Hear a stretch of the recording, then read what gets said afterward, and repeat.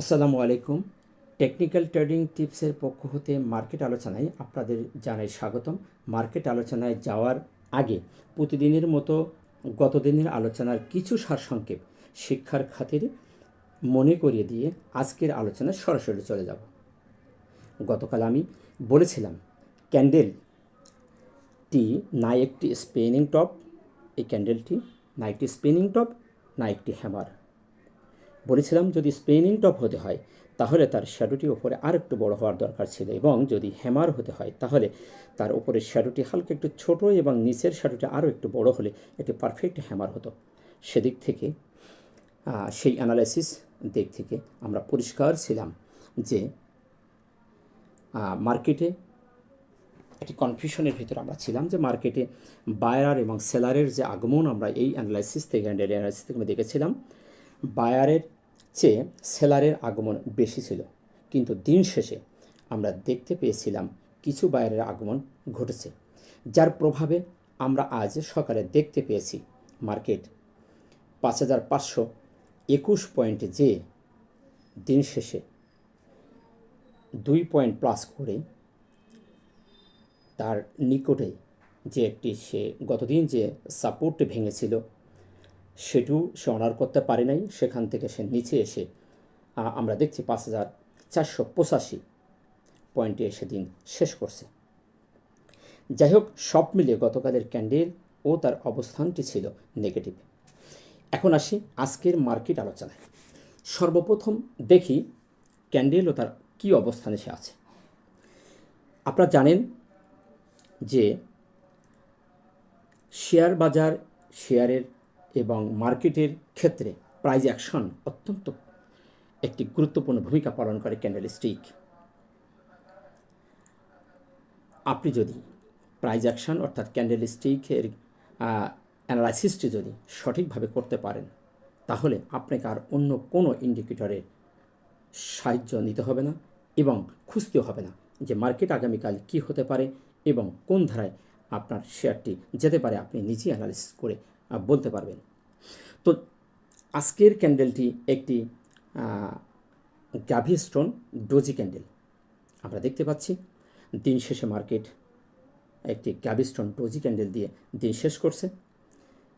তো এটি একটি কনফিউশন ক্যান্ডেল। এ ধরনের ক্যান্ডেল কালারে কিছু যায় আসে না। তো এ ধরনের ক্যান্ডেল যদি আমরা দেখতে পাই তাহলে আমরা পরের দিনের একটি পূর্ণাঙ্গ ক্যান্ডেলের প্রত্যাশা আমরা থাকতে পারি। তো এটি যদি এই ধরনের ক্যান্ডেল যদি ডাউন ট্রেন্ডে ক্রিয়েট হয় তাহলে শেয়ার অথবা মার্কেট আপ ট্রেন্ডে যাওয়ার একটি সম্ভাবনা থাকে, এবং আপ ট্রেন্ডে যদি এ ধরনের ক্যান্ডেল হয় তাহলে আমরা ধরে নিতে পারি যে মার্কেট এবং শেয়ারটি ডাউন ট্রেন্ডে যাওয়ার সম্ভাবনাটা বেশি থাকে। যেহেতু এটি মধ্যপথে, সেক্ষেত্রে এখানে আমাদের একটু কনফিউশন থেকে যায়। তো সেজন্য আমাদের দেখতে হবে যে আগামীকাল যদি আজকের যে হাইটি উঠেছিল ৫,৫২১, আগামীকাল যদি এই হাইকে ক্রস করে একটি পূর্ণাঙ্গ একটি ক্যান্ডেল অবস্থান করতে পারে তাহলে একটি ভালো কিছু আমরা আশা করতে পারি। আর যদি তার উপরে না যায় তাহলে তা না হলে আমাদের পরবর্তী যে সাপোর্টটি ৫,৪১৩, এই সাপোর্টের জন্য অপেক্ষা করতে হবে। এখন আসি ভলিউমের অ্যানালাইসিসটি। আপনারা দেখেছেন গতকাল ভলিউম ছিল ৬২২ কোটি, আজ আমরা দেখতে পাচ্ছি ৬৬৫ কোটি বৃদ্ধি পেয়েছে, অর্থাৎ ৪০ কোটি বেড়েছে। সেই দিক থেকে যদি ভলিউম অ্যানালাইসিসটি আমরা দেখি তাহলে ভলিউম অ্যানালাইসিসটি একটি পজিটিভ অবস্থানে আছে। আসি আমরা এমএসিডির যে অ্যানালাইসিসটি নিয়মিত করে থাকি এবং আমি বলেছি আপনাদের বিভিন্ন ভিডিওতে আপনারা দেখেছেন। এমএসিডির ভিতরে সবচেয়ে গুরুত্বপূর্ণ যে বিষয়টি আমরা দেখে থাকি যেটি হিস্টোগ্রাম, যেটি আমি বারবার এই জিনিসটি অ্যানালাইসিসে আপনাদেরকে বোঝানোর চেষ্টা করেছি।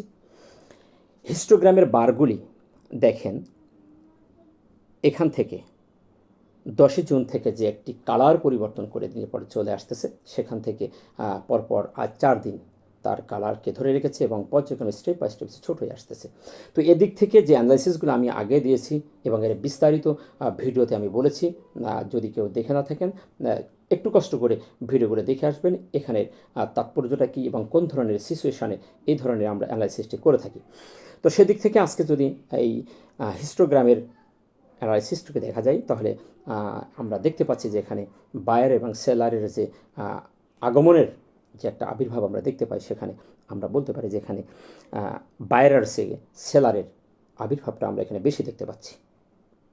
তো সেদিক থেকে হিস্টোগ্রামের যে অ্যানালাইসিস, সেদিক থেকে আমরা দেখতে পাচ্ছি যে একটি একটি নেগেটিভ সিগন্যাল বহন করছে। এখন যদি আরএসআই এর ব্যাপারটা দেখি, আরএসআই আপনারা দেখেছেন 58, আজকে আমরা দেখতে পাচ্ছি 58.18, অর্থাৎ দুটো দিন আমরা দেখেন, দুটো দিন আরএসআইটা একটি জায়গায় স্টে করছে। আমি বলেছি 40 থেকে 60 এই জায়গাটি অত্যন্ত সুইটেবল একটি জায়গা, একটি কমফোর্টেবল জায়গা। এই জায়গার ভিতরে যতক্ষণ থাকবে ততক্ষণ আমরা ধরে নিতে পারি মার্কেট যে কোনো সময় আপ ট্রেন্ডে যাওয়ার সম্ভাবনা আছে। তো যেহেতু এটি 40-এর ওপরে এবং 60-এর নিচে, তো এই জায়গা থেকে মার্কেট যে কোনো সময় সামনের দিকেও যাওয়ার তার অনেক জায়গা আছে, এবং এখান থেকে সে নিচে আসারও অনেক জায়গা রয়ে গেছে। যেহেতু একটি সে বড় জায়গা 69, 70 থেকে সাপোর্ট নিয়ে সে অনার করে চলে এসেছে, এবং আমরা দেখতে পাচ্ছি 58 লেভেল, এই লেভেলটা সে একটা স্টে করছে, দাঁড়ানোর চেষ্টা করছে। তো এই লেভেলটাকে যদি অনার করে, তো এখান থেকে মার্কেট যে কোনো সময় আমাদের পজিটিভ হতে পারে, এবং যে কোনো সময় মার্কেট নিচেও যেতে পারে। তো এই জন্য এই জায়গাটা অত্যন্ত কমফোর্টেবল, আমাদের দেখার বিষয় যে জায়গাটাকে অনার করছে কিনা। আরএসআইয়ের দিক থেকে যদি দেখি, যে জায়গাটি অবস্থান করছে পজিটিভ একটি অবস্থানের জায়গায় মার্কেট অবস্থান করে দাঁড়িয়ে আছে। তো সর্বশেষ একটি কথা বলবো, মার্কেট বলেন আর শেয়ার বলেন, এক ধারায় কখনো চলবে না। মার্কেট যখন আপ হয় তখন আপনারা দেখেছেন একটু আপ একটু ডাউন, একটু আপ একটু ডাউন হতে হতে সে সামনের দিকে এগিয়ে যায়। আবার যে সময় মার্কেট ডাউন ট্রেন্ডে আসে, তখন সে কিছুদিন ডাউন হয়, একটু ছোট একটি ব্রেক দেয়, একটু আপ হয়, আবার সে পুনরায় ডাউন হয়। এভাবেই সে ডাউন ট্রেন্ডে চলে আসে। তাই নিরাশ হওয়ার কিছু নেই, প্যানিক হওয়ার কিছু নেই। এটি শেয়ার বাজারের ধর্ম। তাই আমাদের এর মধ্য থেকে ব্যবসা করতে হবে এবং নিজেরকে আরও ডেভেলপ করতে হবে। Technical analysis, fundamental analysis, sentimental, এই বিষয়গুলোকে আমাদের মাথায় নিয়ে আসতে হবে এবং মার্কেটকে অবজার্ভ করতে হবে, আসলে মার্কেট কী হতে যাচ্ছে। তাহলে আমরা আমাদের পুঁজিকে আমরা রক্ষা করতে পারবো। আশা করি বুঝতে পেরেছেন। ভিডিওটি ভালো লাগলে লাইক, শেয়ার, কমেন্ট করে অন্যকে দেখার সুযোগ করে দেবেন। ভালো থাকবেন। আসসালামু আলাইকুম।